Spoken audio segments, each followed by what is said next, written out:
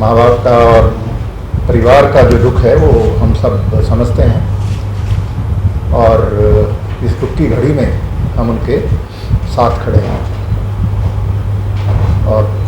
परसों रात जैसा कि आप जानते हैं वो परिवार की तरफ से एक मांग प्राप्त हुई कि इस केस की इन्वेस्टिगेशन को सीबीआई को दे दिया जाए। तो परसों रात को ये पहली मर्तबा ये डिमांड आई, जिसको तुरंत सीएम साहब ने उसको माना और ट्वीट भी किया।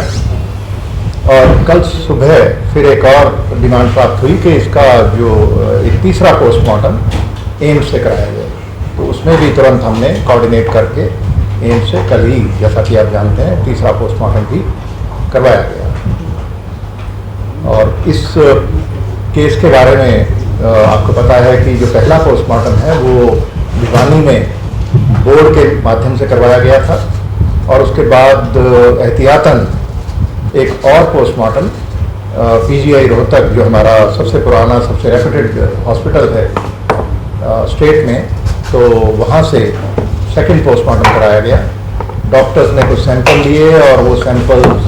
पे उन्होंने हिदायतें दी कि कुछ टेस्ट करवाए जाएँ ताकि वो ओपिनियन अपनी दे सकें। वो सारे टेस्ट हमारी फॉरेंसिक साइंस लैब जो मधुबन में और रोहतक में हैं, राष्ट्रीय स्तर की लैब्स हैं, तो उनमें वो टेस्ट करवाए गए और सोमवार को कुछ रिपोर्ट्स प्राप्त हुई। उसके बाद पीजीआई रोहतक के डायरेक्टर ने एक बोर्ड ऑफ डॉक्टर्स, जो सीनियर डॉक्टर्स हैं, उनका एक बोर्ड बनाया और वो गठित करके वो सारी रिपोर्ट्स उनके सामने रखी गई और पोस्टमार्टम की दोनों रिपोर्ट्स के आधार पर उन्होंने अपनी ओपिनियन दी। और जैसा मैंने बताया कि हमारे, और हम सब जानते हैं कि पीजीआई रोहतक में हमारा सबसे पुराना सबसे रेप्यूटेड हॉस्पिटल है और कोई उनकी, हमारे जो वैज्ञानिक हैं और जो हमारे डॉक्टर हैं, उनकी निष्ठा और काबिलियत पर कोई प्रश्न चिन्ह नहीं है, बल्कि क्योंकि परिवार की मांग थी और ये ट्रांसपेरेंसी की एक जो कमिटमेंट है सरकार की, उसके तहत कि सब कुछ ट्रांसपेरेंटली किया जाए और जन भावना को ध्यान रखते हुए